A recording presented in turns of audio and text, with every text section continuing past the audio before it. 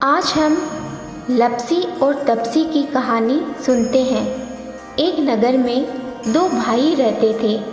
एक का नाम लपसी था और दूसरे का नाम तपसी था। लपसी लप लप करता अर्थात रोज सुबह उठकर 1.25 किलो की लापसी बनाकर भगवान के भोग लगाकर घंटी बजाता और प्रसाद खुद खा लेता। तपसी तप तप करता अर्थात सिर नीचे वह पैर ऊपर कर खड़ा होकर तपस्या करता।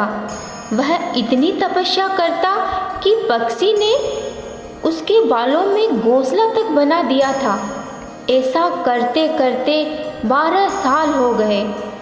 एक दिन दोनों भाइयों में झगड़ा हो गया। लपसी कहता, मैं बड़ा, मैं रोज भगवान के भोग लगाता हूँ और पूजा करता हूँ। तपसी कहता, मैं बड़ा, क्योंकि मैंने इतनी कठोर तपस्या की है कि पक्षी भी मेरे शरीर पर घर बनाने लगे हैं। इसी समय भगवान नारद जी ने सोचा, क्यों ना इनकी परीक्षा ली जाए। नारद जी भी वहाँ आए और कहने लगे, क्या बात है, तुम दोनों में किस बात का झगड़ा है। तुम दोनों भाई कहने लगे तब दोनों भाई कहने लगे, मैं बड़ा, मैं बड़ा, अब आप ही बताओ कि कौन बड़ा। तब नारद जी बोले, आज मैं जल्दी में हूँ, कल बताता हूँ। अगले दिन नारद जी ने एक रत्न जड़ित बेशकीमती अंगूठी वहाँ फेंकी। लपसी की नज़र अंगूठी पर पड़ी, पर वह यह सोचकर निकल गया कि यदि इसे मैंने ले लिया तो चोर इसे चुराने के चक्कर में मुझे मार देंगे, और वह उसे वहीं छोड़कर 1.25 किलो की लापसी बनाकर भगवान के भोग लगाने चला गया। फिर तपसी की इस पर नजर पड़ी तो उसने सोचा कि इसे बेचकर बहुत सारा पैसा पाकर लपसी के घमंड को तोड़ दूंगा, और फटाफट अंगूठी को अपने पैरों के नीचे दबा दी और तपस्या करने लगा।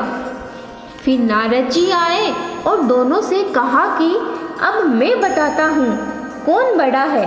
नारद जी ने दोनों को अपने पास बुलाया और नारद जी ने तपसी को अपना पैर उठाने की कहा तो वहाँ रत्न जड़ित सोने की अंगूठी निकली, और तपसी से कहा कि तुम इतनी तपस्या करते हो पर तुम्हारा मन तो इस तुच्छ वस्तु में ही अटक गया।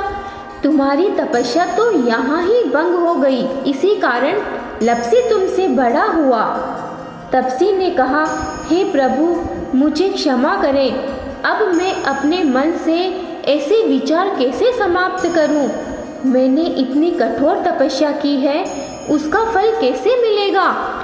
तब नारद जी बोले, कार्तिक मास में जब स्त्रियां कार्तिक नहाएगी तब उसका फल तुम्हें देगी। तपसी बोला, स्त्रियां फल मुझे कैसे देगी? तब नारद जी ने कहा, कहानियां कहने के बाद तुम्हारी कहानी नहीं कहेंगे तो वह फल तुम्हें मिलेगा। आंगन नीप कर दहली नहीं नीपेंगे तो उसका फल तुम्हें मिलेगा। थापड़ी थाप कर बाटी नहीं थापेंगे तो उसका फल तुम्हें मिलेगा। सीधा देकर दक्षिणा नहीं देंगे तो उसका फल तुम्हें मिलेगा।